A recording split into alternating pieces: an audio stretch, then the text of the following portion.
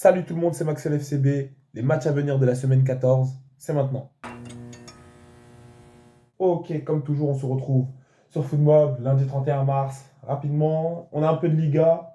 Celta Vigo contre Las Palmas, un match qui n'est pas très intéressant. En Serie A, Hellas Verona contre Parme. La Lazio contre le Torino. La Lazio, c'est à suivre parce que si vous le voyez, comme on va le voir ici, en Serie A, la Lazio, c'est ici. C'est dans les places qualificatives pour l'Europe. On est en fin de saison. Il reste environ moins de 10 rencontres. Ils ont 51 points. Ils sont à un point de la Roma qui, ici, va se qualifier pour la C3. Donc, toutes ces équipes-là, en tout cas, à part les deux premières qui logiquement devraient se qualifier ici en C1, Atalanta, Bologne, Juve, Roma, Lazio. C'est intéressant d'aller suivre leur match pour savoir, avec la FIO aussi, et plus l'AC Milan puisqu'ils ont l'air d'être disqualifiés. C'est intéressant d'aller savoir qui va aller où, comme en Ligue 1, où ça se bagarre également pour les places de la C1. Mardi, du coup, il y a la PL qui aime bien être à contre-courant, c'est-à-dire que eux, dimanche et samedi dernier, ils faisaient la FA Cup pendant que tout le monde faisait le championnat. Mardi et mercredi de cette semaine, ils vont faire le championnat pendant que tout le monde va faire ses coupes. Du coup, on a de la PL un mardi. Arsenal Fulham ici, Fulham qui est assez dangereux à chaque fois quand il joue contre Arsenal. Arsenal qui est deuxième, même si Liverpool semble avoir gagné ce championnat.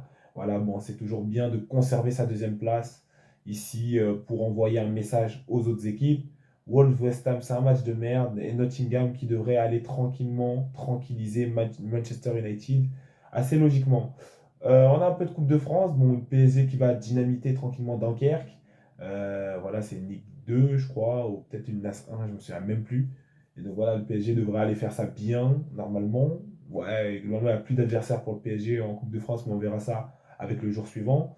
On a Real Madrid contre la Sociedad qui a tout perdu, qui joue sa dernière coupe ici. Bon, mais j'ai quand même envie que le Real passe, comme ça on se rencontre en finale et on se fait ce qu'il faut. On vous met encore votre part une fois de plus.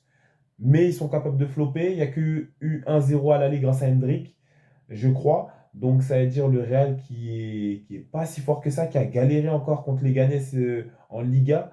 Donc ils donnent assez chaud. Et ils peuvent totalement aller perdre là-bas face à la Sociedad qui ne joue plus rien après leur élimination en C3 par Manchester United. Donc ça va être assez sérieux. Ici, de la Coppa Italia, Bologne qui est assez sérieux. Bologne en Serie A, on peut aller voir, mais on l'a vu ici, c'est quatrième. Ça a récupéré la place qualificative de la C1 de la Juve. Ici, la Juve qui va s'en mordre les doigts, je pense. Donc Bologne, c'est assez sérieux. Il devrait aller logiquement se qualifier ici contre Empoli et passer en finale de Coppa Italia. Et en Allemagne, bon, ben, tranquillement, Leverkusen qui va aller dynamiter, je ne sais même pas qui. Je connais même pas ce logo, je connais le nom, je n'ai pas envie de le lire. Mais Leverkusen qui devrait tranquillement aller gérer Allemagne, voilà, tranquillement. Mercredi 2 avril, du coup, bon, voilà, j'ai spoil un peu, mais on a d'abord un peu de PL. On a Brighton Aston Villa, c'est assez intéressant. En PL, on peut aller voir, mais voilà, c'est des clubs qui. Voilà, bon, Aston Villa n'est pas si loin que ça, tu vois. Mais Brighton, ici, 47 points, qui a fait son égalité contre Manchester City, 2-2. Voilà, donc les places qualificatives ici pour la C2, ici, qui sont ici. Euh, voilà, c'est assez intéressant. Je ne sais pas comment il se qualifie en C3 ici, c'est pas précisé, mais en C4 plutôt. Et en tout cas, City pour l'instant qui est en C3 ici en Europa. Brighton, Aston Villa qui peuvent aller gratter, ouais, 49 points, ça peut s'atteindre. Les trois premiers, ça ne m'a pas l'air atteignable, mais 49 points, ça peut aller se chercher. Donc voilà, du 9e au 4e ici, ça peut encore jouer une place pour la C1. Donc ici, tu as, le 9e contre le 7e. Et voilà, celui qui perd sa chance une fois de plus. Et pendant que tout le reste avance, c'est assez chaud. Mais en tout cas, ici, voilà, vous avez un petit match ici. Brighton-Aston Villa, ça va être intéressant. City-Leicester, bon, ben, City normalement devrait aller chercher les points. Brentford-Newcastle aussi, ça peut être un match intéressant. Ça va être un match de football avec deux équipes rugueuses qui savent jouer au foot. Donc ça peut se regarder. Et après, voilà, ça c'est assez gaze et ça, c'est pas équilibré. Cannes-Reims, c'est voilà, comme Reims l'indique, c'est rincé, c'est pété. Ce jour-là, voilà, on ira regarder assez facilement, assez tranquillement, assez généreusement le Atlético Barcelona. 4-4 à l'aller, parce que le Barça ne sait pas se gérer. Ici, on aurait dû s'en sortir avec 2 buts d'avance et venir commencer ce match en gestion et ne pas tout donner contre eux. On va devoir aller tout donner contre eux, puisque match contre l'Atlético, ça se joue jusqu'à la fin. Mais globalement, on leur a mis 4-2 dernièrement, et on va leur remettre une fessée. On a géré notre parcours en Liga comme il se devait. Ils ont perdu ce week-end en plus. Ils sont très mal en point. Leur coach qui a assumé qu'on était la meilleure équipe du monde pour lui. Donc, globalement, on devrait aller les torpiller. Vraiment, je veux une lourde défaite pour cette équipe de merde qu'est l'Atlético Madrid. Parce qu'ils se pensent à notre niveau. Et voilà, le Real aussi se pense à notre niveau, mais ils ont reçu leurs 2 pilules. Ils vont recevoir une troisième ici en finale de Copa del Rey. Ils vont recevoir une quatrième en championnat pour le match retour. Et si possible, une cinquième en C1 si on se voit en finale.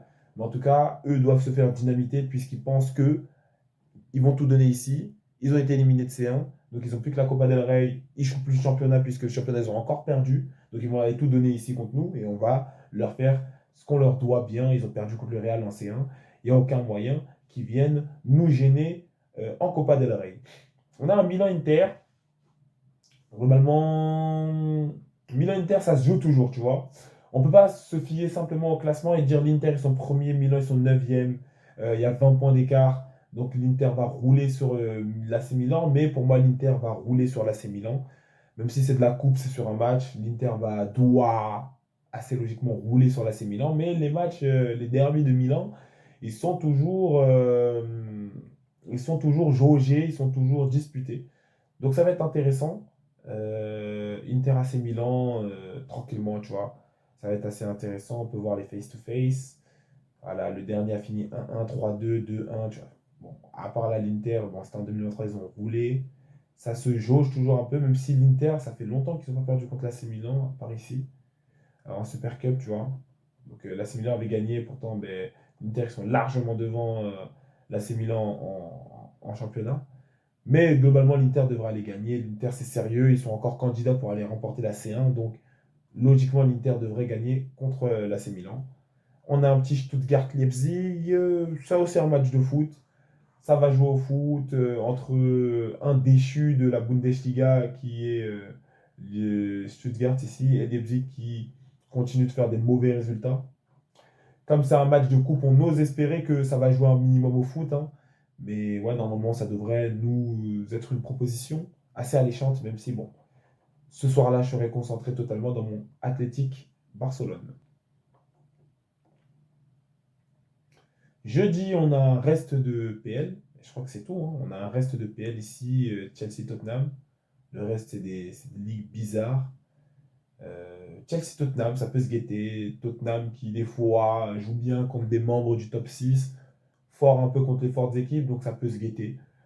Chelsea aussi qui a un football intéressant, un football qui est regardable. Il y a très peu d'équipes qui ont un football regardable. Chelsea en fait partie. Donc ça peut se guetter. Chelsea qui est toujours ici en concurrence directe avec City pour maintenir la place en C1. Ils n'ont pas le droit à l'erreur, ils n'ont pas le droit de perdre. Ils sont talonnés par plusieurs équipes ici derrière. Donc une défaite signifierait sortir ici des places qualificatives de la C1, puisqu'il n'y a plus qu'une place qui est prenable, hein, ici. Quand on voit Liverpool, Arsenal, Nottingham, 70, 58, 54, c'est plus 6, plus 5 ici, plus 6, plus 7 à eux 2. Donc globalement, il ne reste plus qu'une place ici et c'est celle de Chelsea. Donc du 4, comme on a dit, jusqu'au 9, ça va se bagarrer pour la seule place de C1 disponible. Et donc Chelsea n'a pas droit à l'erreur dans ce match contre Tottenham. Vendredi, on n'a rien de cool, hein. Rayo et Espanyol, c'est pourri.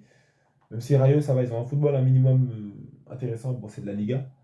Nice, Nantes, voilà. Augsbourg, Bayern. Genoa, Udinese, je ne sais pas. Nice, Nantes. J'ai envie d'aller voir la Ligue 1 rapidement. Nice, c'est ici. Ouais, ils ont perdu leur dernier match ici contre Monaco. Donc ça veut dire, bon, ils sont dans les places qualificatives pour la C1, je crois que c'est ça. Qualification pour la C1. Donc, ah là là là là, là, je pense que Marseille qui est sur 3 lourdes défaites dernièrement, Monaco qui se regère, donc là il y a moyen d'aller s'échapper. Strasbourg qui est pas loin. Ah, comme en Serie A, ça va se jauger ici, enfin comme en PL plutôt. Voilà, 50 points, 45 points, voilà, donc du 2 au 7, ça joue. Strasbourg qui a réussi à récupérer la place de Lyon. Est-ce que Strasbourg est capable d'aller se qualifier en C1? Beaucoup de gens ont envie de voir Strasbourg en C1, une équipe vraiment jeune. Donc ça va dépendre des performances de ceux qui sont au-dessus, comme Nice. Est-ce que Nice va continuer sur une lancée déplaisante comme ils le font, ou est-ce que Nice va aller se gérer contre Nantes assez tranquillement. Le Bayern ici, toujours premier de la Bundes. Voilà, ici, avec des points d'avance, 6 points d'avance sur le deuxième. Et ici en Serie A, ça c'est deux équipes qui ne jouent rien.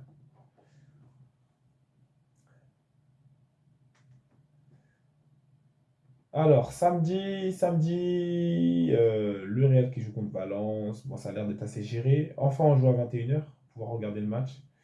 Rien de plus. La Liga est gagnée par le Barça, il n'y a pas beaucoup de choses à dire de plus. On sortira de la Copa del Rey, donc voilà, c'est important aussi de gagner, continuer à gagner en Liga. On peut bien faire tourner l'effectif. Et globalement, on aura joué mercredi, on joue samedi, ça va. 3 jours de repos. Euh, Ici, la PL, à part le Nottingham Aston Villa, il n'y a pas grand chose d'intéressant. Ici, peut-être Crystal Palace Brighton, ça va jouer au foot un minimum. Mais voilà, c'est pas plus intéressant que ça. En Ligue 1, Brest-Monaco, c'est deux équipes de C1, donc ça joue au foot. Lyon-Lille, comme on a dit en Ligue 1, c'est des équipes qui voilà, vont aller se jauger pour savoir qui va aller prendre les places qualificatives pour la C1, C3 et C4. Lyon qui est sorti ici par Strasbourg, ici, sorti de ce top 6. Donc ça veut dire Lyon doit aller maintenant gagner contre Lille pour récupérer des points, passer devant Lille du coup, passer devant Strasbourg. C'est assez compliqué, je ne les vois pas gagner contre Lille. Dernier match perdu ici contre Strasbourg. Ils se jaugent entre eux, hein. Et globalement, quand tu gagnes contre quelqu'un du top 6, tu lui voles souvent sa place. Donc ici, ça va être un match très intéressant parce que c'est un match à enjeu. Et il y a des qualifications en Europe qui se jouent pour le gagnant et pour le perdant. Il sortira justement de ce top 6. Brest-Monaco ici. Voilà, Monaco pour qu'ils continuent à maintenir leur top 2 ici. Devant Marseille, les énormes floppers. 4 défaites sur les 5 derniers matchs. Voilà, à moins un point de Monaco. Même si Brest qui sait gérer son dernier match. Donc ça veut dire que ça ne sera pas si facile que ça pour Monaco. Et PSG Angers, c'est gratuit. C'est du tout cuit. En Bundesliga, on a un petit Fribourg-Dortmund. Voilà, Dortmund qui continue à affronter les outsiders voilà, que sont le Mainz, le Gladbach et Fribourg. Voilà, qui se sont insérés ici dans ce top 7. Dortmund qui a cassé le cul au Mainz à 3-1. Maintenant qu'il va aller affronter un deuxième outsider. On va voir si Fribourg a une meilleure réussite. Fribourg qui a perdu déjà ce week-end. On va aller voir. Donc ça peut être un match observable. Le Mainz qui joue ici, si vous voulez aller les guetter, parce que globalement ils seront en C1 peut-être l'année prochaine, vous pouvez. Et le Werder Bremen contre Francfort, ça va, ça joue au foot. Werder Bremen, ils sont là. Bon, le résultat en dents de scie, mais en tout cas, tu vois, ils ont battu les Leverkusen et ils ont battu Kiel. Ça va jouer un minimum au foot. Francfort ici qui est en train de revenir, même s'il y avait des très mauvais résultats. Victoire ici contre Bochum, victoire ici contre Stuttgart. Des petites victoires, mais des victoires où tu prends les 3 points, c'est le plus important. Donc ça sera un match quand même à regarder, si ça vous intéresse. Ici, l'Inter ici qui est deuxième, non, premier de la Serie A.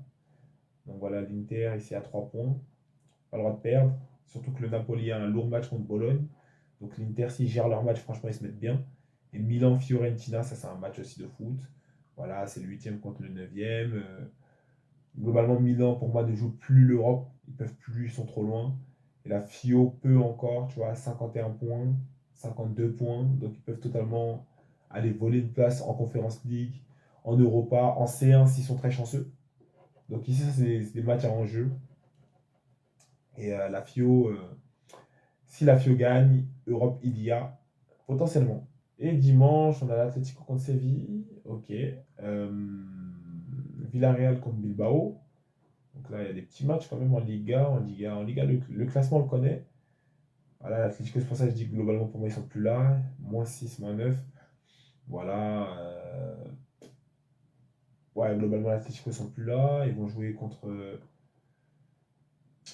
Séville. Ils vont aller prendre des points, je pense. Villarreal-Bilbao, c'est un bon match. Voilà, c'est le 4 contre le 5. Donc, attention, hein, si Bilbao perd, Villarreal qui se rapproche tout doucement, et Villarreal en C1, je pense que ça peut être une bonne opération pour eux. Ils ne sont pas loin du niveau de la C1 pour moi, donc attention. Brentford-Chelsea, ça va jouer au foot, c'est pas mal. Fulham-Liverpool, ça va être un match un peu saccadé. Fulham, ça joue pas au foot, ça joue autre chose. Ça joue l'énergie, ça joue le joueur. Je sais pas comment l'expliquer. Ça joue pas tant que ça au foot, mais ça empêche bien, ça joue le poison. Mais surtout, ce qu'on va regarder, c'est le City United, voilà, tranquillement. Ça va se la foutre entre Manchester et Manchesterien. Voilà, un bon derby propre. On sera assis devant, assez logiquement, assez tranquillement. Et voilà, Man United avait gagné le premier, 2-1, avec un but à la 88e. Est-ce que Man United est capable d'aller faire un back-to-back et de rebotter les fesses sales de Manchester City? Ça sera intéressant de voir ça. Surtout que Man United, là, actuellement, c'est 13e. Bon, à un moment, c'était 16e, c'était aux portes de la relégation.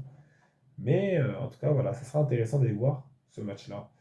En Ligue 1, il n'y a rien d'intéressant en Ligue 1. Ça, c'est nul, ça, c'est nul, ça, c'est pas mal si vous voulez aller voir Strasbourg.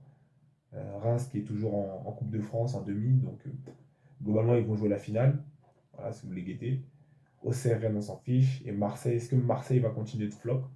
C'est tout ce qui nous intéresse. Voilà, 49 points, 4 défaites dans les 5 derniers matchs. Est-ce que Marseille va continuer de flop? On va bien voir. Sampaoli, Gladbach, ouais. Et une dernière du Wolfsburg, ça passe. Wolfsburg, je sais pas pourquoi j'aime bien, j'ai de la sympathie pour eux. Sampaoli aussi. Et Gladbach aussi, voilà, Gladbach qui est très bien placé en Bundesliga, comme on l'a vu. Ici 5e, qui pour l'instant est en C3. Donc attention, s'ils continuent à prendre des points, si c'est eux qu'on voit en C1, ça pourrait être vraiment drôle. En série, est-ce qu'il y a une belle affiche? Il y a une belle affiche. Oh, il y a deux belles affiches. Il y a Atalanta-Lazio, Rome-Juve. Atalanta-Lazio, ça ne sera pas gratuit pour l'Atalanta, qui d'ailleurs voilà, a perdu ses deux derniers matchs. Un match contre l'Inter, un match contre la Fio. Voilà, donc, dans ce gros top 9 là, ils ont perdu deux derniers matchs. Ils vont devoir jouer la Lazio qui a envie d'aller chercher la place de la Roma, que la Roma leur a piqué. Donc voilà, donc ça sera un gros match quand même. Et Roma-Juve, Roma qui continue de piquer une place.